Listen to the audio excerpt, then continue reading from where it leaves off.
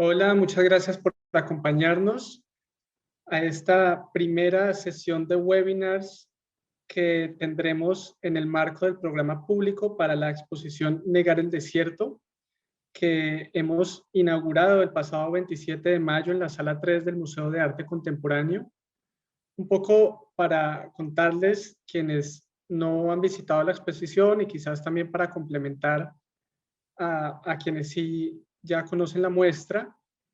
Este es un proyecto ambicioso que realizamos en el marco de la reapertura del museo, luego de mucho tiempo de haber cerrado nuestras salas, y queríamos hacer una exposición que reuniera muchos nombres y que diera un sentido de comunidad y de integración, y, y que otra vez los artistas se sintieran acogidos por la institución y además de esa manera también ampliar la red de impacto que el museo puede tener con sus familias, con sus amigos, con sus cercanos y de ahí el público general que nos sigue. Entonces era muy importante o ha sido muy importante este proyecto para lograr este objetivo en un momento donde queremos reactivar la, la oferta cultural del museo y hacerla relevante en un contexto difícil para todos,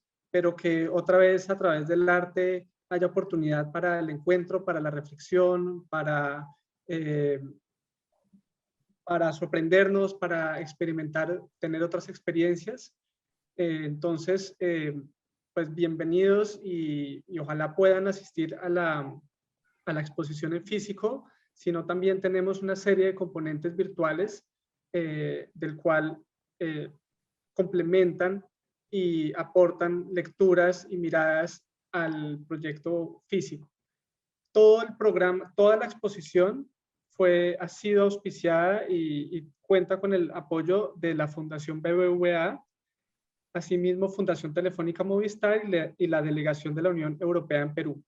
En particular, el programa público que iniciamos hoy está auspiciado por la Fundación BBVA y, como les contaba, este es el primero de 6 webinars que tendremos con invitados especiales que abordan temas relacionados con la exposición, entre ellos aspectos que nos permiten pensar la importancia del territorio, de los desafíos medioambientales, de los desafíos sociales de las comunidades que habitan ese territorio, también de las particularidades de la creación artística local que define y describe ese territorio. Entonces tendremos una gran variedad de temas para abordar. Quiero agradecer, obviamente, por permitirnos esta oportunidad de avanzar este programa público a la Fundación BBVA y le doy mi palabra a Nelson Alvarado, quien es gerente de la Fundación BBVA en Perú. Muchas gracias y que disfruten esta sesión y que disfruten la muestra si llegan a visitarnos en los próximos días. Gracias. Hola Nicolás, muchas gracias por el pase. Un saludo cordial a todos los amigos que están siguiendo este webinar tan especial, tan importante para las personas que estamos tratando de impulsar la cultura, ¿no? En todas sus formas, como bien lo ha señalado Nicolás. Negar el Desierto es una exposición artística que convoca la obra de 52 creadores, ¿no?, peruano, pero es también la oportunidad de volver a los museos de manera presencial, ¿no? La pandemia, sabemos, ha representado un desafío enorme para todos desde el punto de vista sanitario, social, económico, incluso familiar.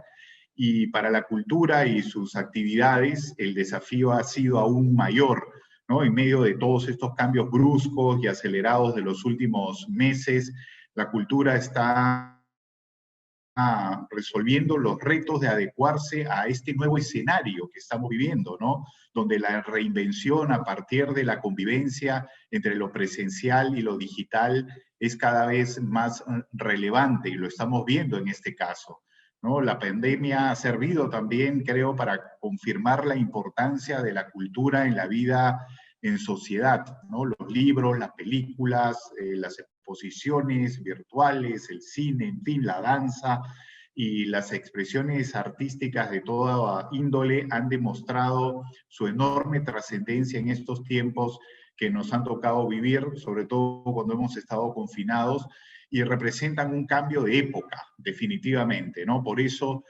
para nosotros como la Fundación BBVA es muy importante, a través del apoyo a este tipo de actividades, garantizar el acceso y fortalecer las estructuras públicas y privadas, por supuesto, que deben ser una prioridad para la cultura, para que la cultura siga llegando a más personas y para que la cultura sea inclusiva. Y en ese sentido, para nosotros como Fundación BBVA también es muy importante participar en el programa público de apoyo a la exposición, impulsando además talleres gratuitos, 3 talleres gratuitos para familias, dirigidos estos talleres por artistas en donde se abordarán temas relacionados con lección, ¿no? Los podcasts, 4 podcasts a los que has hecho referencia, Nicolás, los 4 podcasts Conexión Artística del MAC, por supuesto, los webinars, empezando hoy, ¿no? 6 webinars en total de diálogos de MAC Lima, que serán presentados por la plataforma de Facebook, Facebook Live, en la que nos encontramos ahora, del MAC Lima y también de la Fundación BBVA, por supuesto, ¿no? Me gustaría finalizar comentándoles que la adaptación de la cultura a los nuevos tiempos es indispensable y para nosotros como Fundación BBVA es muy importante estar al lado hoy del Museo de Arte Contemporáneo de Lima a través de esta exposición que muestra el desierto peruano como el complejo ecosistema que ha sido escenario del desarrollo de colectividades por milenios y en el que diversas especies de flora y fauna conviven con metrópolis, con grandes ciudades que están en expansión. Por eso, muchas gracias. Invito a todos a visitar la muestra. Muchas gracias, Nicolás. Un saludo cordial a todos los amigos que están viendo este webinar. Hola a todos y a todas. Soy Juliana Vidarte, jefa de Curaduría y Colección del Museo de Arte Contemporáneo. Vamos a continuar con la conversación sobre el desarrollo del proyecto expositivo Negar el Desierto. Muchas gracias Nelson y Nicolás por sus presentaciones. En esta conversación nos acompaña el equipo curatorial completo, Yosu Aramburu, Giselle Girón, Horacio Ramos y Mijael Mitrovic. Vamos a pensar juntos el proceso de desarrollo de la muestra y vamos a también desarrollar algunas preguntas vinculadas a este trabajo. Agradecemos nuevamente a Fundación BBVA que hace posible que llevemos a cabo estas conversaciones y también agradecemos el apoyo de Fundación Telefónica Movistar y de la Embajada de la Unión Europea que hicieron posible el desarrollo del proyecto en la Sala 3 del MAC Lima. Vamos a empezar comentando un poco, creo, el proceso de trabajo de la muestra, porque ha sido un proceso largo que empezó con estas reuniones que teníamos en 2019, que en alguna medida las hemos podido hacer en físico, ¿no? Con esta primera inquietud de pensar cómo este desierto, esta franja costera había sido un tema importante dentro del desarrollo de las prácticas artísticas peruanas contemporáneas, como con esa primera intuición. Y creo que luego hemos tenido la llegada un poco de la pandemia, en ese momento la posibilidad de extender la investigación con los artículos que luego están incluidos en la revista Cubo Abierto. Y también creo que podemos comentar mucho sobre cómo la muestra se ha ido transformando en este proceso largo de pensarla, porque creo que por un lado tiene cosas positivas y de otro lado es un reto tener o trabajar un proyecto expositivo durante un tiempo tan largo con un equipo curatorial que incluye a 5 personas, ¿no? Entonces les proponía que empecemos por ahí, tal vez haciendo algunos comentarios sobre lo que ha sido este proceso largo. Sí, bueno, un poco creo que fue interesante, o algo que desde un principio nos pareció importante, era tratar de armar un grupo de 5 personas con voces distintas y que realmente la muestra se pueda construir a través del diálogo, ¿no? Y también creo que algo que sí valdría la pena mencionar es que originalmente cuando empezamos a discutir la muestra, iba a ser un proceso más o menos rápido, de unos meses, entre que se empezaba a trabajar y que finalmente sucedía la muestra. Y luego, por supuesto, eso se extendió además sin la certeza de que la muestra iba a suceder. Sí. Y nada, y finalmente se consiguió hacer. Si puedo seguir yo. Dale. Sí, bueno, hola y gracias por la invitación. Y sí, yo creo que definitivamente estamos interesados en dar una heterogeneidad de perspectivas y de que eso de alguna forma se sienta también, tanto en las obras como en el espacio mismo, que también imagino que vamos a poder hablarlo luego. Yo como alguien más en este equipo, no estoy en Lima, además, lo cual antes de la pandemia parecía un poco más manejable, pero durante la pandemia se volvió más volvió distinto. Entonces, de alguna forma ha habido mucho de intercambio, de diálogo y de ideas, que yo creo que eso ha dado una naturaleza bien especial y bien específica a la muestra. Que si algo creo que enfatiza es esta heterogeneidad y diversidad de perspectivas. Hemos hecho un esfuerzo para no imponer cada uno de nosotros nuestra propia perspectiva y creo que eso se siente en la exposición. Eso que acabas de mencionar, Horacio, creo que sí es importante de nuestras conversaciones y de cómo íbamos pensando qué piezas nos importaba, nos interesaba que fueran incluidas dentro de la selección, de estas primeras versiones de selección que hemos tenido, que han ido transformándose también. Pero sí creo que siempre, no sé, se ha mantenido también la posibilidad como de traer una pieza y un proyecto y luego abrir la discusión y yo siento que esa discusión ha sido también fundamental para la muestra, pero, de otro lado pensaba en cómo el ejercicio que hemos hecho también es un ejercicio que enriquece mucho el tipo de práctica curatorial que por lo menos yo creo que he venido haciendo, también creo, pensar en colectivo puede ser difícil, pero al mismo tiempo desarrollar un proyecto curatorial en colectivo implica que, claro, sea muy importante ese diálogo y esas conversaciones. Pero para mí también ha sido como repensar lo que normalmente entendía por práctica curatorial, y hacerme varias preguntas sobre, ¿no?, dónde está esta curaduría de autoría y de qué manera lo estábamos trabajando, ¿no? Hay tal vez un borde interesante entre la propuesta de investigación y la curaduría, ¿no? Que creo que es una cosa que fue planteada desde el comienzo cuando nos invitaron a sumarnos al proyecto. De una parte había una idea que Juliana y Yosu plantean, ¿no? Que es trabajar a partir de la cuestión del desierto como tema, como problema, y intentar definir un conjunto de pautas que no sean una limitación respecto a qué puede estar o no en la muestra, sino más bien de ver qué es lo que no queríamos decir con la muestra. Y creo que eso es bien importante también para pensar la investigación y la curaduría, ¿no?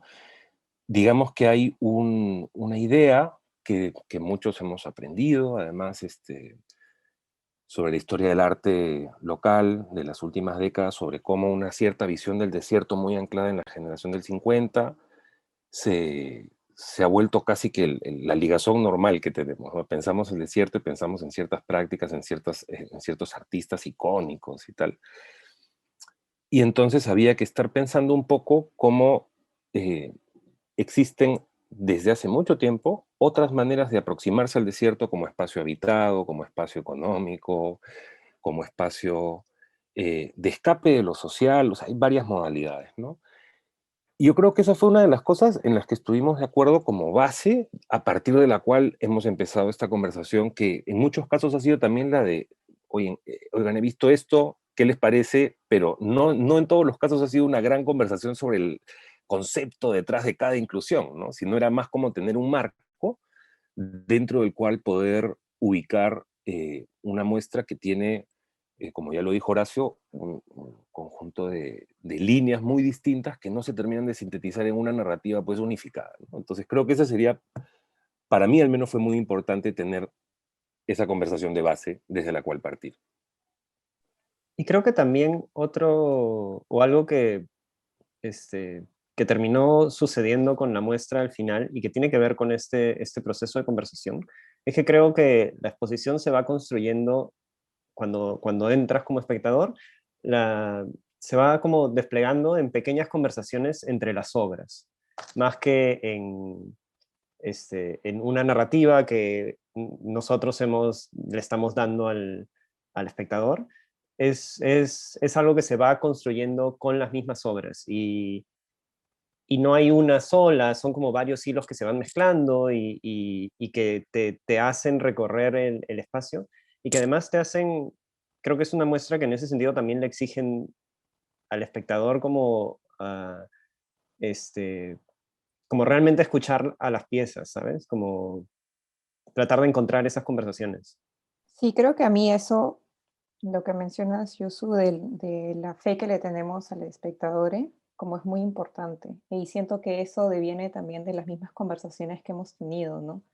Creo que al comienzo era muy claro que todos tenemos como posturas muy distintas y estéticas muy distintas y preferencias curatoriales y modos de curaduría y de investigación totalmente distintas. Y creo que al principio algo que a mí me fascinaba cuando trataba de recordar cómo comenzó todo era la misma dirección intuitiva que teníamos hacia diferentes trabajos, ¿no? Que yo siempre también pensaba si es que íbamos a llegar a tener esa suerte de consenso total, ¿no? Y que algo que me di cuenta en el proceso fue que no era necesario tener un consenso general. Y creo que siempre es la tentación cuando tienes una exposición temática dentro del modo curatorial, es llegar a un consenso en una suerte de, como no solamente hablo de consenso colectivo, sino también cuando uno mismo está curando algo, como que piensa, hay el consenso conceptual de que esta pieza sí aborda esta suerte de tema, ¿no? Y que creo que desprendernos de esa suerte de rigidez conceptual a la cual le damos a los trabajos ha facilitado que de alguna forma como que entre la figura del público mucho más presente. Y que a mí eso me sorprendía bastante porque pensaba, cuando trabajas en colectividad, algo que pasa siempre, y bueno, y eso me ha pasado en todas las experiencias que he tenido, como el placer de formar parte que sean en colectivo o en grupo, es de que inevitablemente, porque hay diferentes voces y hay diferentes experiencias, se aborda también de alguna forma esa persona que no necesariamente conoces, pero estás imaginando que podría entrar a esas conversaciones. Y creo mucho de que pasa eso en la expo, ¿no? Y que a mí es una experiencia muy extraña porque yo no he visto la exposición. Conozco de la exposición, pero no la he podido ver y recorrer. Pero lo que sí siento mucho es de que ha pasado eso, que también hay una gran confianza de que el espectador va a poder como concluir esas historias y tener una experiencia del desierto totalmente distinta y también como informada por los artistas que participan en la expo. Lo que yo quisiera decir, y solamente para seguir en lo de Giselle, a mí me encantó lo que dijo y lo quiero destacar, quizás no teníamos que estar de acuerdo, y eso fue en realidad una experiencia maravillosa y espero que transpire en la experiencia de los espectadores. Y la otra cosa que también quería destacar era que quizás un poco en vinculación a lo que comentaba Mijail, de que siento que hay temas como el paisaje, por ejemplo, que en un país como el Perú tienen un contenido, una densidad histórica, una referencia histórica fuerte, pero cuando hay mucha densidad a veces es medio pesado. Y lo que yo quería y lo que me gustaba y me emocionaba del proyecto cuando me lo comentaron al inicio era que se sentía fresco, no se sentía ligero, se sentía, no sé, pues como la sal, como la arena, y no se sentía como esta cosa pesada de qué es el paisaje, qué es el desierto, ¿no? Justo está leyendo un texto, de pura casualidad está leyendo un texto de Ryo Quijano sobre monumentos, Tierra Baldía, creo, y habla sobre cómo hay esta expectativa de que, en Perú hay cierta expectativa de que ciertas cosas, temas, signifiquen algo sobre la identidad, sobre la nacionalidad, la peruanidad, y yo creo que eso es una cosa que eh, se puede decir sobre los Andes, por ejemplo, el paisaje andino, por ejemplo, las montañas, o sobre el desierto también. Y yo creo que justamente lo que me emocionó del proyecto era la idea de hacer algo un poco distinto, ¿no? O sea, quizás quitarle un poco de ese peso y la forma, la estrategia que pensamos, creo, no sé si funcionó, espero que sí, fue quitar el poder de una sola persona a varias y no estar de acuerdo a veces y espero que, y lo que en realidad creo que todos queremos es que los espectadores sean quienes sientan esto, ¿no? Esa es lo que dijo Giselle es perfecto, sí. Sí, yo también me ha gustado mucho lo que ha mencionado Giselle. Y quería retomar lo que decías, Horacio, sobre no estar, como que no sea algo pesado, porque a mí me gustaba mucho cuando hemos estado en el proceso de montaje con Yosu, como Yosu mencionaba que hay estas líneas como muy delicadas que conectan de diferente forma las piezas. Y cuando estás en la sala empiezas como a darte cuenta de que hay una imagen que luego está justo, la hemos pensado frente a otra y empiezas como a plantear estas líneas, pero muy delicadas, que empiezan como a generar una serie de caminos de lectura de lo que es la exhibición, ¿no? Y para ir un poco a profundizar en eso, quería que entremos al segundo tema que tenemos planteado para comentar, que es que pudiéramos hablar también un poco sobre las piezas, tal vez una o dos de las que nos parecía fundamental que estuvieran incluidas dentro de la muestra.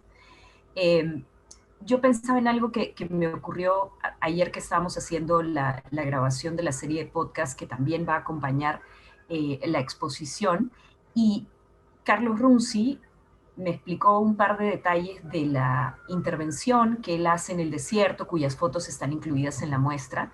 Claro, nosotros las habíamos ubicado dentro de un espacio porque definitivamente conectaba con varias otras piezas, está junto a una serie de dibujos de Apurímac, pero cuando me dijo un par de cosas que eran muy sencillas, mencionó que la acción que él hace la hace no con bloques de piedra, sino con el resto de un huaico que había caído muy cerca del espacio donde él hace esta intervención y como que saca ese sedimento y con el sedimento da forma. Y entonces pensaba, wow, esto ya, o sea, encaja con lo que hemos estado pensando sobre extraer del espacio, pero además está como mirando hacia un lado la pieza de Silvia Fernández, que es este huaico que cae con fuerza y que como que moviliza el espacio del desierto. Entonces decía, es que estas conexiones siguen apareciendo, ¿no? Estos vínculos vuelven a aparecer, están ahí, y en mi cabeza pensaba, wow, sí, o sea, ya hay varias otras cosas ahí para pensar. Y yo quería mencionar la inclusión de la serie de trabajos, las 7 pinturas de Alberto Casari, de este proyecto de Esa indescriptible sensación marina, que a mí siempre me ha parecido un proyecto muy importante para la práctica artística peruana contemporánea, pero además que sentía que dentro del espacio de la muestra se terminaba por vincular, obviamente está hablando de la franja costera, pero no sé, se convertía en una pieza que también nos permitía hacer toda una, no sé si un cuestionamiento, pero abrir preguntas sobre la representación, sobre el tema pictórico, que es un poco lo que subyace a la idea de pintar estos 7 lienzos con agua de mar, ¿no? Y finalmente cuestionar un poco la idea de lo que es esta representación realista de una marina versus el pintar directamente con la materialidad del mar, el lienzo, ¿no? Pero creía además que la forma en la que finalmente hemos podido ubicar el grupo de piezas en el espacio de la sala, en conexión con varias otras que nos están hablando sobre el ecosistema y el medio ambiente del desierto, me parecía que abría la lectura que claramente de esa pieza ha estado siempre enfocada en el cuestionamiento que puede hacer hacia la práctica, hacia el arte conceptual, hacia el arte contemporáneo, hacia el discurso detrás de un proyecto artístico, pero creo que en ese otro espacio, unido a otro grupo de piezas, nos permitía hacer otras lecturas. Entonces, bueno, pensaba un poco en eso y en una pieza que para mí había sido muy importante, una serie que es muy importante que tengamos en la muestra, pero los quería invitar a que también nos conversemos un poco sobre otras piezas que a ustedes les parecieron fundamentales para incluir dentro de la exposición.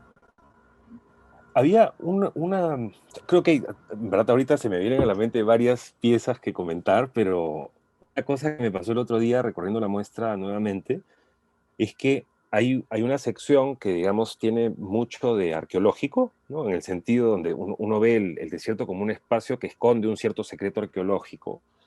Y me gustó mucho pensar el recorrido como que se abre con un diálogo muy tenso en la sala entre el cuadro de Fernando de Cislo y La trampa para arqueólogos de Juan Javier Salazar, que entre ambos, digamos, que había una cierta tensión. Del lado de Juan Javier, por supuesto, quien declaraba constantemente, ¿no?, que él era el anticislo.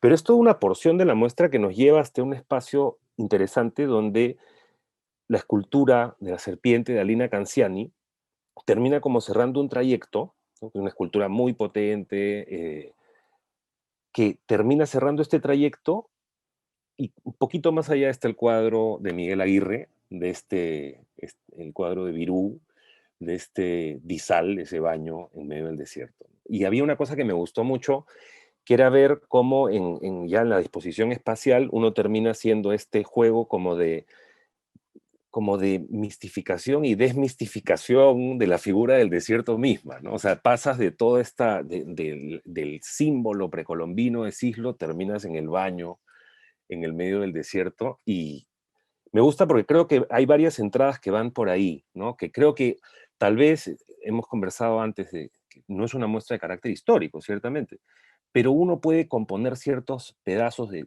esa historia y pensarlos en los 70 mismos, ¿no? A mí me interesó muchísimo incluir la pintura Mal Paso de Alejandro Alaiza, que es una muestra del año 74, si no me equivoco, una pieza, perdón, del 74, y me interesaba mucho porque viniendo de la formación de la Escuela de Arte de la Católica, habiendo sido alumno de Cislo y estando, digamos, en un momento donde la formación equivalía a la abstracción, Alejo nos muestra este paisaje que está atravesado por la carretera, visto desde el centro de la carretera hacia abajo, ¿no? Y me pareció fascinante pensar eso, cómo también estamos hablando de ciertos momentos, hace algunas décadas, donde el desierto no solo aparecía como este espacio místico, este espacio lleno de lo precolombino, este paisaje interior, como decía Eielson, sino también como un espacio a recorrer y ver y abrirse a la posibilidad de ver cómo se está habitando, cómo está apareciendo infraestructura, cómo se está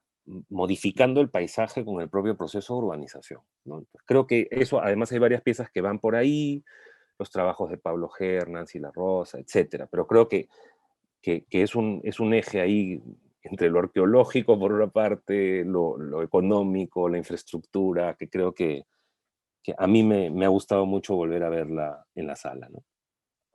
Estas diferentes experiencias para diferentes audiencias también, y que también es algo que creo que se piensa mucho ahora en museos, ¿no? Que quizás una persona va a tener un recorrido y va a ver ciertas obras, y otra persona va a tener otro recorrido y hacer otras conexiones. Quizás solamente para ir al punto de las obras, que es lo que nos comenta Juliana, por ejemplo, para mí, había tenido la ocasión de conversar un poco con la artista Benuca Banán por un tema personal, y me comentaba que es algo que la gente que estudia Sarwa sabe, que el arte de Sarwa en Lima tuvo un punto importante en Las Delicias, en Villa, en el sentido de que ahí se instalan artistas de Sarwa que migran a Lima y producen, y tienen talleres, ahí es donde muchos artistas se han entrenado y han generado su práctica artística, pero también su entrenamiento artístico. Entonces, hay toda una vida cultural, social, efervescente, bien poderosa, que de alguna forma quería, como, no sé, pues como investigador, quería que de alguna forma esté ahí representada, y por eso es que comento la obra de Benuca, que se fueron incluidas en esa sala para tratar de dar cuenta un poco, si bien son obras contemporáneas, creo que tratan de también hacer memoria de experiencias previas y en general tratar de quizás alguien, por ejemplo, que es de Villa, que es de Villa El Salvador y que va a la muestra y ve el video de Joel de la Casiner, quizás haga otras conexiones, ¿no? Quizás esa persona tenía otro tipo de expectativas y ve el video y genera otro tipo de memorias, otro tipo de respuestas, ¿sí? Y eso es lo que, digamos, quisiera, ¿no? Y me da una tremenda pena no poder comentar cómo ustedes van a hacer seguramente los diálogos entre obra que hay en sala, porque si bien yo he podido ver un poco, no puedo estar ahí con mi cuerpo, pero me gusta pensar que hay gente que ha podido hacer diferente tipo de narrativas una vez viendo las obras y que no tienen necesariamente que ser la misma que su vecino del otro lado en la sala, ¿no? Y eso es lo que quería para la muestra. Para mí, que he tratado de tener, a pesar de no poder tener contacto en la sala, he tratado de pensar cómo es que se vería la sala y he tratado de recorrerla, ¿no? Y una de las piezas que más me ha quedado en mi cabeza ha sido la de Sebastián Cabrera. Y creo que tiene que ver con, primero que tuve este sueño, y esto es como totalmente, como dicen en Flow, pero les cuento. Tuve este sueño en que éramos extraterrestres y que estábamos yendo al MAC, pero extraterrestres, o sea, literal vivíamos en Marte. Y entrábamos a la costa y decíamos, pero esto es feo, esto es muy feo, no es bonito como nos lo habían dicho. Y me acuerdo que sacamos como una suerte de iPad, pero como muy raro, como que era virtual, ¿no? Que solamente se veían como los píxeles. Y como veíamos piezas de paisaje del siglo XVIII. Y estas otras cosas bellísimas, ¿no? Como, pero súper claramente, como una estética que era tan como de lo bello, ¿no? Y no sé, pensaba mucho como qué pasara si es que un extraterrestre viniera acá, ¿no? Y que pensaba mucho también el legado colonial que tiene la pintura de paisaje. Y que ese legado colonial en el cual han inscrito qué es bello, cómo debemos ver algo además, cómo nuestro ojo debe leer algo, que es una suerte de cadena de historia de la disciplina del cuerpo, del deseo y de cómo debemos comportarnos y de la estética, ¿no?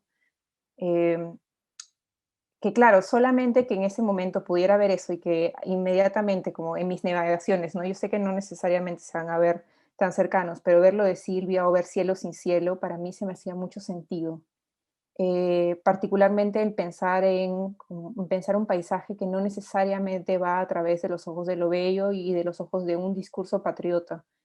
Algo que me pasaba mucho con Cielo sin cielo, y claro, y esto ya ha sido hacia la segunda fase de la curaduría del proyecto después de pandemia. Me acuerdo que en el proceso de investigación de Cielo sin cielo, Gila me dio el póster que ella desarrolló con Raymond sobre observaciones de la ciudad de polvo, y yo lo colgué a frente de mi cama porque dije, como me gusta cómo se ve, ¿no? Y no me había dado cuenta que, claro, al levantarme y leer cada vez uno de los fragmentos de lo que se dice de Lima en estos como textos republicanos, yo misma había calado con esta idea de esta Lima triste, ¿no? Como esta Lima súper como nostálgica y melancólica.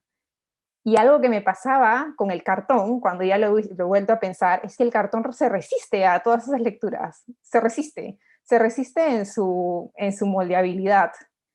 Y a mí se me hacía mucho sentido eso, además pensarlo en relación con la partida curatorial que he tenido la exposición, con tratar de que diversas voces puedan integrarse sin necesariamente como darles una suerte de tienes que leerlo de esta manera, o el paisaje tiene esta función, o el paisaje además tiene una función identitaria patriota con la cual tú te tienes que sentir de esta forma.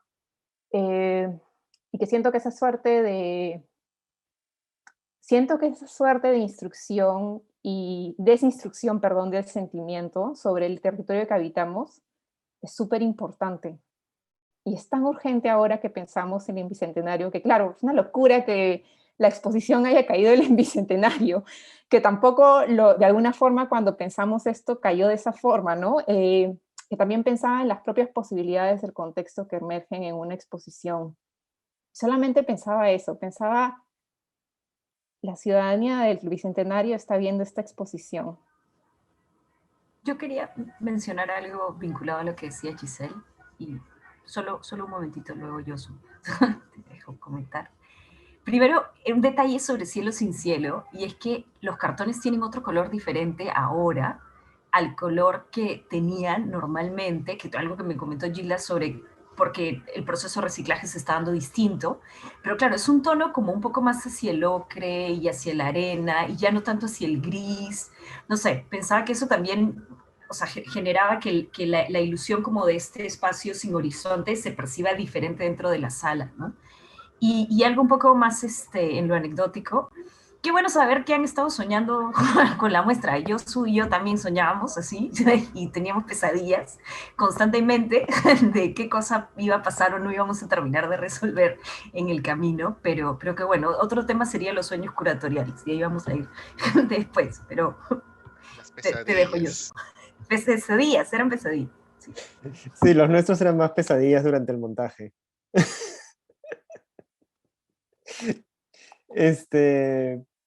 Yo quería retomar o reconectar con lo que estaba diciendo Giselle y la pintura de Sebastián Cabrera. Creo que me gusta como pensar que hay varias piezas en la muestra que son como la introducción, como que no hay una sola entrada, por más que haya una pieza que veas primero, creo que hay como varias piezas que todo el tiempo las pensábamos como, no sé, como que este momento en el que tú puedes entrar a pensar sobre el desierto. Como que la de Sebastián es definitivamente una de esas, o, o las piezas, obviamente las piezas de Regina Plihaskis que están en la entrada también, como que pensar en este, en este desierto que no es el desierto del que crees que va a hablar la muestra de repente. Y justamente con esta idea de pensar en un desierto distinto. Es, y de hecho, algo em, que creo que también es importante en la muestra es que al final, en realidad no hay muchas pinturas de paisaje, realmente, y a la vez todas son pinturas de paisaje, o piezas sobre el paisaje. Em, y también creo que algo que lo conversamos mucho y que creo que es algo que he disfrutado bastante, ha sido tratar de eh, como tener estos pequeños gestos como de mucho respeto hacia las piezas. Siempre pienso en la decisión de incluir la escultura de Sonia Prager, que es como la hermana de la escultura que está en el museo y que siempre se ha mostrado, o desde que está en el museo, siempre se muestra como la pieza que está en la colección del museo, pero como hacer el esfuerzo de incluir la otra pieza y tratar como de juntarlas, me parece que, no sé, creo que es como algo que fue bien importante para nosotros. Entonces, empezamos con el tercer bloque de la conversación, que se enfoca más en el proyecto museográfico, en el desarrollo de la museografía de la exposición. Yo quería mencionar, claro, que después de todo este proceso de trabajo, habíamos terminado teniendo dentro de la sala un espacio en el que las proyecciones de los documentales se convertían como en esta columna vertebral de la sala, o también corazón de la sala, donde estaban el trabajo de Gianfranco Anichini, Nora de Isque y Joel de la Casiner. Y luego teníamos un espacio exterior en donde también había un grupo de piezas, Charco de Kenin Johnson y Lucía Monge, El abrazo atmosférico de Valentino Cibadón, y es solo hasta ahora que entendía que lo que nos permitían esas piezas fuera también era lograr crear esta idea de que este ecosistema del desierto es un ecosistema en el que estamos insertados y que un poco todo lo que estamos hablando en la muestra no tiene que ver con algo ajeno al visitante, sino más bien tiene que ver con algo en lo que estamos como completamente imbuidos, ¿no? Y el otro detalle de la museografía pasa por ejemplo, la inserción de la materialidad de la arena de una forma particular con los ladrillos que están hechos de esa materia también, que se convirtieron en una especie de dispositivo museográfico que pudimos manejar también con bastante fluidez, ¿no? Pero les proponía que conversemos un poco sobre eso, de la forma que finalmente tomó la propuesta museográfica en sala. Creo que la idea de los ladrillos fue como algo que sí estuvo más o menos temprano en el proyecto. Y la idea de usar tratar de usar este material que tenía que ver con que está hecho literalmente de arena, en las afueras de Lima, pero que finalmente es este material que constantemente está trayendo la arena para construir la ciudad, porque son unos ladrillos que se usan mucho en construcción de edificios ahora. Y creo que eso fue como algo que al principio pensábamos como usarlos para todo y que luego fue cambiando y qué sé yo. Pero creo que, y luego creo que el otro material que se volvió también importante para la muestra, y eso ya fue hacia el final, cuando ya estábamos tratando de concretar cómo íbamos a construir las estructuras y qué sé yo, fue la decisión de usar estos módulos que el equipo el equipo de montaje del museo habían creado estos módulos de metal para no tener que estar todo el tiempo construyendo y demoliendo los muros en cada museografía. Habían creado estas estructuras que son la estructura interna de los muros que usa normalmente el museo. Y decidimos jugar con esos módulos. De hecho, es muy evidente cuando entras al museo estas estructuras, y a veces en algunos casos están puestas de manera vertical y en otros están puestas de manera horizontal para generar dos alturas. Pero además también la decisión de que en los espacios se pueda ver la estructura y cuando tú entras puedas entender cómo están construidas. Y de hecho creo que en ese sentido también a la hora final de hacer el montaje, también cuando empezamos a construir las mesas y las bancas y las estructuras con las que hicimos con los ladrillos, también finalmente eso se terminó de decidir en el espacio con el equipo de montaje del museo, y ellos también intervinieron muchísimo en cómo construirlos y en tomar decisiones sobre cómo debía estar al final. O sea, al final creo que también se convirtió en un proceso colectivo en ese momento, ¿no? Yo mencionaría sobre lo que dices, Josu, que claro, son Melquiades Sánchez, Percy Bravo y Charles Quintana, que son parte del equipo de montaje del museo, que como decías, es Melquiades quien ha hecho el diseño de estas estructuras metálicas y que luego las pudimos mostrar de otra forma en la propuesta. Pero también creo que el conocimiento de los tres para construir fue muy importante en el momento de pensar esa distribución de los ladrillos y de qué era necesario, o sea, cómo teníamos que colocar uno sobre otro para que finalmente funcionara o no. Y también hubo mucho de una discusión estética de los 5, pensando en qué terminaba por servir dentro de la sala. Y ese otro momento creo que también ha sido muy importante dentro del trabajo, pero solo para enfatizar lo que habías mencionado. Que creo que también, o sea, había como una conciencia de una cierta economía de usar lo que teníamos, no solamente en términos de presupuesto, pero también de pensar en cómo utilizar lo que hay disponible en el museo, o de también como yo no quería que se recortaran los ladrillos, sino tratar de pensar en cómo podemos construir las estructuras sin estar haciendo como trampa, ¿sabes? Entonces también por ahí terminó habiendo como mucha discusión de cómo debían construirse las mesas para que puedan tener la forma que necesitábamos que tuvieran.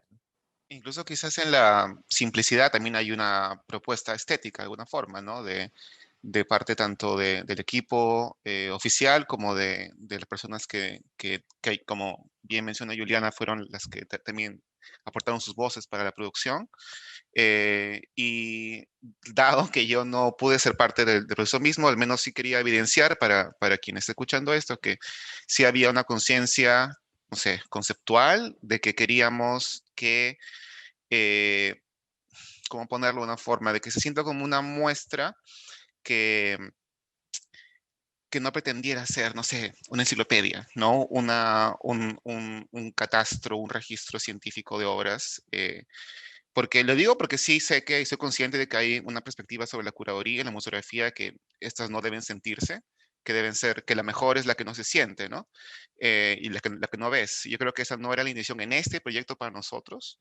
Yo creo que eso fue una cosa que estaba clara desde el inicio, que no sea una enciclopedia, que tampoco sea una especie de salitas con obras, sino que se sienta como una propuesta estética en sí misma, para bien y para mal, porque sé que hay gente que quizás no esté de acuerdo, y solamente sí quería hacer explícito eso, ¿no? Que esa era también nuestra idea, generar este tipo de soltura conceptual, museográfica, que se sienta en el mismo espacio. Pero sí, sí, y una vez más me hubiese gustado estar ahí con ustedes conversando con todos sobre cómo lograr eso. Pero me imagino, estoy seguro que se ha logrado. Yo también, qué bonito lo que cuentan de cómo fue el proceso de hablar con todo el equipo del MAC. Siento que, bueno, algo que he aprendido mucho estos últimos meses, y a la distancia siento que quizás hemos tenido experiencias muy afines. Yo tampoco estuve involucrada en el proceso de montaje de Negar el Desierto, eh, pero algo que me llegaba mucho a la distancia de comentarios era de que las decisiones de ubicación del ladrillo y también del recorrido del mismo espacio hacían que hubiera una referencia a como estructuras de la modernidad, pero sin ponerlas totémicamente presentes en la sala. Entonces, un colega me dijo, un amigo me dijo de que parecía que le hubieran abierto como las tripas a la modernidad y estuvieran ahí, como ahí en el espacio. Em, y me gustaba mucho esto de lo que compartía, porque pensaba de que de alguna forma eso se había como traducido en el montaje, ¿no? Que de alguna forma también estaba presente en la selección, como aludió Horacio. Creo que pensando ahora se me hace mucho sentido de que haya tenido esa suerte de funcionalidad y también como sentido en el espacio, porque claro, ha surgido de una conversación al final del día muy directa con las personas que tienen un mayor conocimiento sobre ese mismo espacio. Yo la fuerza he aprendido ahora, yo creo que no lo tenía tan consciente. No es que alguien parte cuando entra a hablar de montaje, parte y dice, ay, no sé, pues hay una división como entre concepto y técnica, ¿no? O manual y mental. Que no es que nadie entre y como que creo que hay muy pocas personas que van a entrar de una forma tan así como clasista y divisora a pensar de que hay una división. Pero esas divisiones están tan inmersas en la academia que a veces las proyectamos o las actuamos sin necesariamente estar conscientes de ello. Y algo que yo no había, como hace mucho tiempo, y que creo que también tiene que ver con la digitalización de contenidos en cierta forma, es de que el proceso de montaje es un proceso altamente conceptual y mental. Que claro, que puede ser como súper, puede sonar súper como básico, ¿no? Pero sí lo es. Y es solamente cuando hay un conocimiento íntimo del espacio, de cómo tu cuerpo se maneja en ello, que algo puede funcionar. Y creo que no hay ese crédito suficiente a los técnicos del museo en general. Que tiene que ver también con el mismo lenguaje de cómo nos traiciona, ¿no? La misma idea de lo técnico, y creo que también tiene que ver con la misma idea de pues, el grado técnico superior en Perú, que creo que todavía falta ver como una suerte de como reevaluación y tener una mayor conciencia de lo que significa tener una suerte de grado de destreza manual y de destreza del espacio, ¿no? Em, y claro, sí, desde el montaje también se ha pensado esa suerte de como reestructura de jerarquías en el mismo museo. Tiene mucho sentido de que haya esta suerte de tripas abiertas a la modernidad. ¿Alguien quiere agregar algo más? Mm,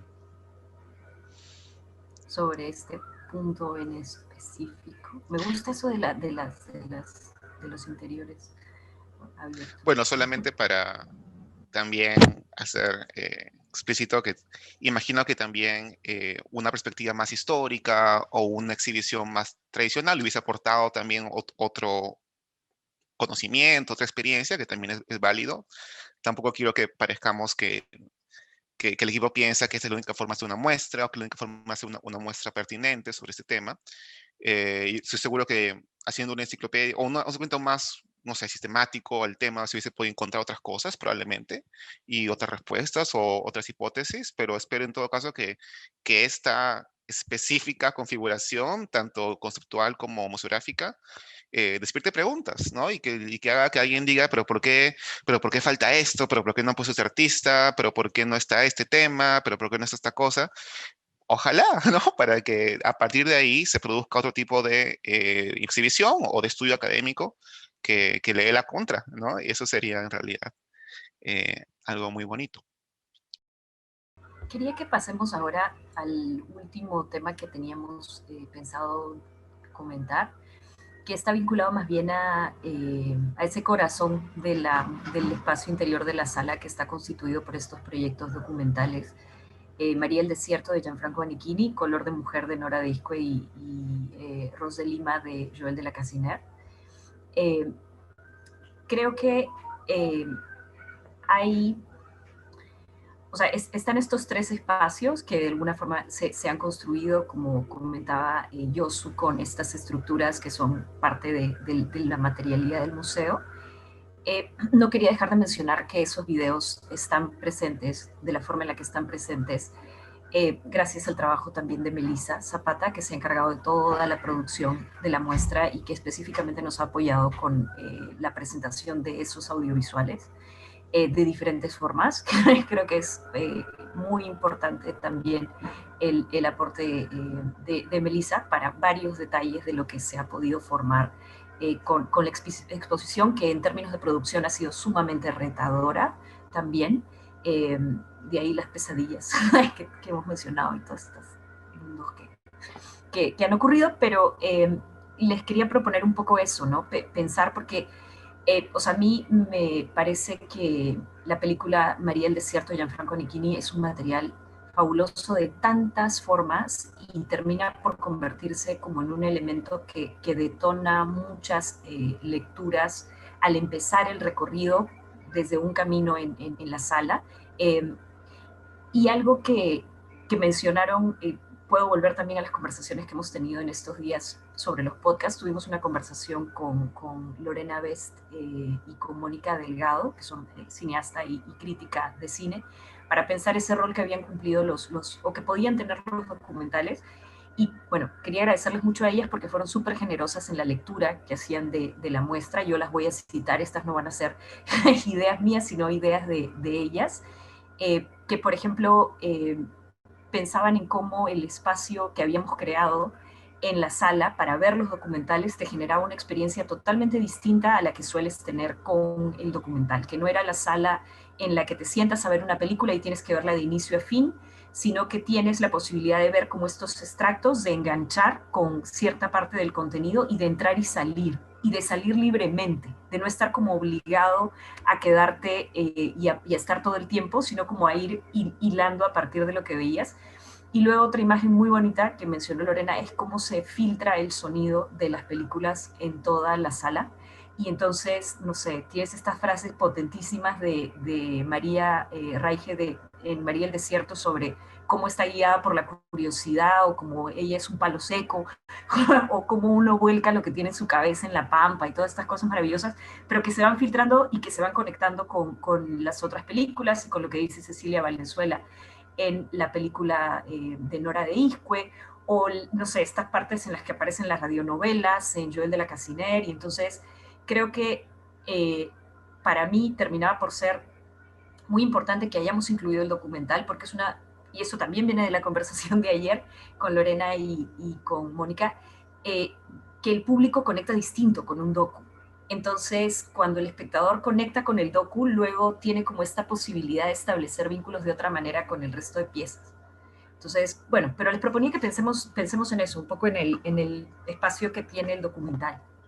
Hay algo interesante en eso, Juliana, porque también nos devuelve la pregunta por la museografía, ¿no? En el sentido de que cuando uno entra a la sala, los tres documentales tienen mucho peso, en el sentido de que son esto que está escondido dentro de las estructuras, cuando uno va recorriendo hasta que, como decía, lo que citabas de la conversa de ayer, ¿no? Puedes ir sacando extractos de esto, a veces lo ves de reojo, se escucha, etcétera. Pero es interesante porque esos tres documentales, de algún modo, sí terminan de darle un cierto anclaje, no cronológico, pero que sí tiene mucho que ver con la historia, ¿no? En un sentido no lineal necesariamente en la disposición del espacio, ¿no? Pero los tres son documentos que en cierto modo nos hablan de un momento que ya no es el nuestro exactamente, hablan de procesos, dos de ellos hablan de procesos de construcción de comunidades, de urbanización en el desierto, y el de María Raiges, a mí me gustó mucho una cosa que rescaté en el texto que escribí para la revista, esta frase que me parecía que funcionaba perfecto para el tema, ¿no? Que cuando ella dice, cada quien ve en la pampa lo que quiere, ¿no? Pero nuevamente es viniendo de ese universo de su experiencia, de estar guiada por la intuición, la curiosidad, etcétera, sacaba esta idea que de algún modo se podía irradiar al resto, al conjunto de la muestra, ¿no? Cómo se ha usado determinadas maneras de figurar el desierto siempre en función a determinados intereses, posiciones subjetivas, circunstancias históricas, etcétera. Entonces, cuando uno recorre la muestra, yendo de la pregunta de la museografía a la de los documentales son un anclaje bien fuerte. Y quien se anime a primero pasar por esta mirada más de reojo, de escucha fragmentada, y luego se anime a sentarse, pues, el tiempo, que es un reto, ¿no? Son documentales, el de Aniquini es el más corto, con 13 minutos, pero después estamos hablando de más de 20, el de Nora de Iscue, y más de 40, el de Joel de la Casiner. Yo creo que es una experiencia bien distinta estar pensando en estos documentales rodeado por todo esto que está afuera, ¿no? Y no solo eso, por las piezas que están inmediatamente alrededor, como recubriendo la estructura donde cada documental está. Creo que eso es algo para pensarlo bastante en el propio recorrido de la muestra. Algo que a mí me gustó mucho de la experiencia de estar en el montaje, que de hecho fue un montaje bastante largo y estuvimos yendo a la sala todos los días y terminas, al final era como todo el tiempo en la sala se estaban escuchando los documentales, hasta llegaba un momento en el que ya medio que no sabíamos lo que decía María Raige, pero a mí realmente me parecía increíble porque todo el tiempo como que estabas encontrando cosas nuevas durante todo ese, o sea, lo escuchabas cada 15 minutos, escuchabas la misma frase, pero todo el tiempo la estabas como amarrando con otras cosas y con las otras piezas que estábamos montando y con los otros documentales. Es como, no sé, como que nunca nos terminamos de aburrir realmente. Bueno, al menos yo durante el montaje, no sé, no sé tú, Juliana, si lo has seguido escuchando. Creo que, o sea, lo que mencionabas de cómo sabernos estos diálogos de memoria, es algo que comentaba también ayer, perdón, estoy repetitiva con volver a los podcasts, pero que me terminaba quedando la sensación, y sabes, ahora lo entiendo, pero recién lo he comprendido ahorita, porque le decía, yo sentía que lo que dice María Reyes parece un poema, porque ella como que le dicen, este no es un lugar para una dama, no, yo no soy una dama, este no es un lugar para una mujer, no soy una mujer, soy un palo seco, ¿no? Pero claro, como lo hemos venido escuchando y estaba ahí acompañándonos, no, o sea, ya yo lo sentía con esa cadencia como no sé, una cosa más allá que iba envolviendo un poco todo, ¿no? Pero ahora estaba entendiendo eso, porque me había quedado esa sensación, y es porque nos han ido acompañando mientras iba tomando forma finalmente la sala también, ¿no? Y otra cosa que quería comentar un poco conectando los documentales con el montaje también, es que creo que al final son los 3 documentales que le terminan dando una estructura a la muestra, espacialmente y creo que conceptualmente también. Porque finalmente es una muestra con obras muy distintas entre ellas, con artistas que vienen que trabajan viniendo de lugares muy diferentes. em, y es una muestra que además nosotros hemos decidido no darle una narrativa demasiado clara al espectador para que amarre lo que está pasando. Pero creo que los documentales son lo que termina, como terminas tú recorriendo la muestra alrededor de los documentales, además todo el tiempo con em, escuchando el audio y viendo fragmentos o viéndolos completos y luego volviendo a escucharlos, eh, termina como amarrando todo lo que está sucediendo en la sala, creo.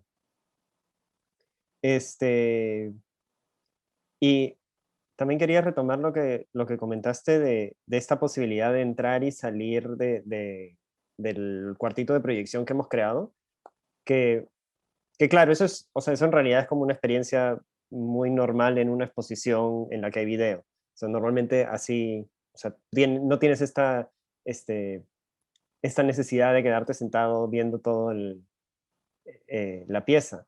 Pero no me había puesto a pensar en que esa no es la experiencia en la que normalmente se ven, o la manera en la que normalmente se ven estas películas. Porque de hecho no sé si, este, no sé si las películas se han mostrado mucho dentro de exposiciones. La de Joel seguramente sí. De hecho la tienen varios museos. Pero no sé si las de Nikini y la de Nora normalmente se muestran en exposiciones. Creo que no. Y también algo que me comentaban ayer era que tampoco son películas que se vean mucho ahora, ¿no? Entonces, bueno, también era como otra dimensión de lo que finalmente estaba logrando el espacio de la muestra. Y otra cosa que yo quería rescatar de los documentales es que se enfocan en personajes femeninos que evidentemente en la narración del documental están activando cosas. O sea, y están movilizando, o sea, historia, memoria, tiempo, colectividades, ¿no? O sea, de diferentes formas, o sea, María en María del Desierto, evidentemente, Cecilia Valenzuela en Color de Mujer, y luego estas presencias que no son tan evidentes en la película de Joel, que muy bien destacas, Horacio, en el artículo que tienes para Cubo Abierto 4, porque claro, están las voces de los dirigentes, pero también hay, no sé, creo que algo que me quedaba y que me parecía importante dentro de esa presencia del documental es que hay una serie de personajes femeninos que están haciendo que ocurran cosas y que generan las acciones de diferente manera, ¿no? Y también eso me parecía importante de rescatar, ¿no? Cómo esa columna estaba constituida por esos personajes. Bueno, sí hubo, aparte sí hablamos sobre la importancia de la paridad de artistas en términos de Ese tema me género. parece muy importante, Horacio, menciona. Que sea explícito, claro, o sea, que sea explícito, ¿no? Que no sea algo que pasa desapercibido o que parece coincidencia, ¿no? Yo creo que no es algo que hay que empujar en varias instituciones a nivel local y está pasando a nivel global, además, siempre es importante. Y solamente también quería decir, a partir de lo que comentan, de que eh, de alguna forma la información está en los documentales, pero queríamos que no esté tanto en los rótulos de imagen. Entonces me parece que quien quiera darse el tiempo de informarse o de saber más sobre un contexto geográfico, geopolítico, quizás consiga algo en los documentales, de forma más, ¿cómo decirlo?, autodirigida y más audiovisual, que dándoles pues hace poco fue una exposición con rótulos tremendos que en verdad lo que más hacían era, te mostraban cómo los curadores están tratando de justificarse ante no sé, pues la academia. Y no fue una de Alice Neal en el Met. Sí, es un escándalo ahorita, pero solamente que un rótulo gigante no creo que aporte, y creo que los documentales han sido una buena decisión del equipo. En verdad, no puedo tomar autoría esa decisión, no fue mía, para dar información y contenido sin necesariamente apabullar a los lectores. Que creo que es como, o sea, sí fue como una discusión y una decisión como muy consciente de parte del equipo, incluir la menor cantidad de textos posibles también. O sea, y creo que eso, sí, creo o sea, justamente, o sea, sí fue una decisión como muy, muy discutida, creo que también valdría la pena mencionarlo. Sí, hubieron como muchos, muchos cuidados y muchas discusiones que se tuvieron en relación no solamente a la paridad, sino también a la representación de generaciones y de escuelas dentro de la exposición. Y para mí el diálogo intergeneracional es particularmente importante, ¿no? Y creo que tiene que ver porque la misma, cuando tú te fijas en la manera en que se ha construido la historia del arte peruano, moderno y contemporáneo, hay muchos discursos de las generaciones que se van forjando, ¿no? En conjunto. Y a mí siempre me ha parecido que están como, es como, no es real, ¿no? Al final del día uno pertenece a una generación porque nació en ese año, pero no necesariamente es que está totalmente normado por ello. Eh, y creo que particularmente el documental y el video en su capacidad de presentar y hacer esta hilación con diferentes personajes de diversas generaciones, hace un entramado de la costa en la cual participan diversas voces y que la misma costa está como totalmente como bañada de la participación de diferentes historias, ¿no? Que se van apilando como si fuera una gran estrata y a mí eso es lo que como que me gustaba mucho de de cómo me imaginaba, ¿no? Cómo había quedado el recorrido final, ¿no? Que en general había esta suerte de como colapso de generaciones y que en ello ganábamos también poder pensar otra forma de pensar la historia, ¿no? A veces separarnos de cronologías y de generaciones es muy complicado porque creo que es súper difícil como no pensar en ello, automáticamente estás pensando, ah, él pertenece a esta generación, ¿no? Y es más, nombras una generación a través de un partícipe o un artista o curador como representante, ¿no? Y algo que pasa en la muestra es que eso no está presente, ¿no? Y o sea, y me acuerdo mucho de esta conversación sobre la inclusión de Cislo. Y me acuerdo porque yo estaba súper enojada, llegué a mi casa y dije, no, no quiero que Cislo esté. Y me acuerdo que tenía mucho como el miedo de que Cislo se vuelva esta suerte de gran voz, ¿no? Y claro, cuando ya, o sea, los videos que he visto en relación con los documentales, me encanta que Cislo no sea protagonista. Y poder quitarle eso ha sido, wow, hay algo acá que está pasando que vale la pena pensar, que tiene que ver sobre la manera en la cual nombramos representantes a personas que no necesariamente lo son, porque hay otras voces que también están confluyendo en ese momento, ¿no? Em, Creo que tiene que ver también con la forma que escribimos y que tratamos de pensar la historia de otra manera, ¿no? Y creo que eso también está un tanto presente en los artículos que hemos escrito para Cubo Abierto, que también recomiendo a todos quienes están mirando leerlos. Eh, y, y sí, lo de Cislo. Bien. No sé si lo sienten así, yo lo siento así. Yo creo que una cosa con la que coincido, Giselle, es que mover ese foco era creo que una de las cosas en las que estamos todos de acuerdo, ¿no? En cierto sentido, en la idea de que, hace un rato hablaba, ¿no? De la generación del 50 en general, que tiene un gran peso cultural en el país, en las instituciones, digamos, en el discurso cultural dominante, en el discurso histórico, en varios relatos sobre la historia del arte. Yo creo que sí hemos tenido una voluntad por salir un poco de ese foco, me parece. Ahora, también fue una discusión, pues, ¿no? Incluir a Cislo o no incluirlo. Fue una discusión incluir a Eielson o no incluirlo. O sea, hemos tenido varios momentos de tener que tomar una posición respecto de eso. Y eso creo que se expresa un poco en el título de la muestra también, ¿no? O sea, la idea de negar el desierto tiene que ver con, como lo decimos en el texto de Sala, el único texto que está allí, general, digamos, con mostrar que la propia historia del espacio del desierto, la historia de la urbanización, además de la historia de muchos artistas en el país, de alguna manera ha negado esa imagen dominante que ha habido, de la que tú hablabas, Gisela, hace un rato, ¿no? Esta imagen romántica, climática, bucólica, paisajística del siglo XIX, y más bien ha ido mutando esta manera de entender el desierto casi como negando el hecho de que es un desierto, o sea, haciendo ciudad donde había desierto, haciendo industria donde había desierto, y creo que eso se puede ver en varias obras de la exposición, ¿no? Y en varios ejes o grupos o diálogos de obras en la exposición. Pero sí, creo que habría que decir que había una voluntad por parte del equipo curatorial de salir de cierta manera de mirar el asunto del desierto en el arte. Eso no, creo que no debemos esconderlo. Ahora, de ahí, justamente, a pesar de ciertas resistencias de algunas, y yo mismo también, era importante que esté Cislo, justamente para que pase lo que tú has dicho, ¿no? Para ver qué pasa con esa transacción.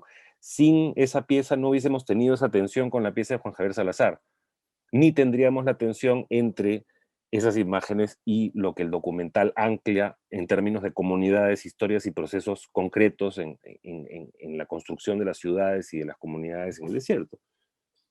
Entonces ahí es algo para pensar más adelante, ¿no? De esa tensión entre lo que incluyes y lo que no incluyes, y de qué te privas cuando no lo haces también, ¿no? Ese es el asunto.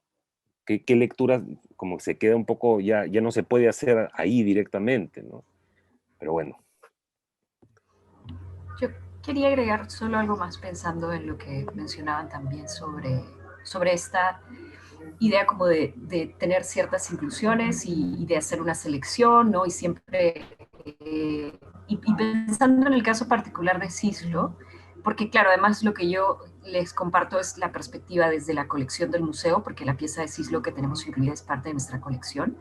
Y yo creo que, o sea, la pieza se ve y queda tan bien en el espacio, o sea, siento que hemos podido hacer que una pieza de nuestra colección establezca vínculos con otras obras y que realmente se vuelva también, no sé, yo siento que hay muchas otras cosas que puedo pensar de esa pieza a partir del diálogo que se está estableciendo con otros materiales. Entonces me parecía como que desde otra perspectiva estábamos logrando también eso, que para nosotros desde el MAC es importante, y es que las piezas que son parte de nuestra colección continúen estableciendo diálogos y que en la sala de exhibición sea un espacio para que eso siga ocurriendo, ¿no? Y también nuestros visitantes creo que tienen la posibilidad, como decía Mijail, de tener esta visita aperturada por el espacio arqueológico y abrir y entrando viendo el Cislo y luego llegar a la pieza, no sé, de Miguel y continuar hacia este tema más del ecosistema del desierto. También puede hacer el recorrido al revés y empezar con el espacio, ¿no? No sé. Y también tenemos los visitantes que directamente van a ver la obra de Cislo que tenemos en la sala y preguntan por ella, ¿no? Y antes de cerrar quería también mencionar a Mayra, que es nuestra custodia de sala y que se ha encargado, y creo que eso es un agradecimiento que también quería hacer, de hacer llegar al público a la muestra, conversando de manera muy dedicada con el público que llega y muy informada. Y no sé, era otra manera también de reconocer que en la creación del proyecto se incluyen muchos agentes y en gran medida el equipo de trabajo del museo. Drusila Yamunake, que se encarga del programa educativo, Naisha Vergara, que se encarga del tema de comunicaciones, el apoyo, bueno, de Nicolás a lo largo de todo el proceso también. Entonces quería volver a eso, pero no quería dejar de mencionar a Mayra porque ella es finalmente quien en el día a día está y acompaña al público y a los artistas que llegan a ver su obra y no sé, eso creo que es fundamental también dentro de la experiencia en la propia sala. Bien, quería entonces agradecerles Yosu, Giselle, Horacio, Mijail. Creo que ha sido un proceso de trabajo que yo al que le tengo mucho cariño. Espero nos podamos ver en sala todos en algún momento antes del cierre de la muestra. Como decía al empezar, a mí me parece, o sea, agradezco mucho tener la posibilidad de este tipo de experiencias de intercambio. Creo que no es algo que ocurra todo el tiempo y creo que el poder ponernos a conversar y conversar ahora, pero todo el proceso que hemos tenido para mí ha sido súper importante y agradezco mucho la generosidad de todos y el estar dispuestos a hacer esta conversación, ¿no? Porque al final se logra porque todos estamos dispuestos a contribuir. Entonces eso, agradecerles a los 4 y también agradecer al público que nos ha acompañado, a todos y a todas que nos han acompañado a través de la transmisión en el Facebook del museo. Muchas gracias. Muchas gracias, Juliana. Gracias. Gracias a todos. Nos vemos. Melissa. Gracias. Gracias.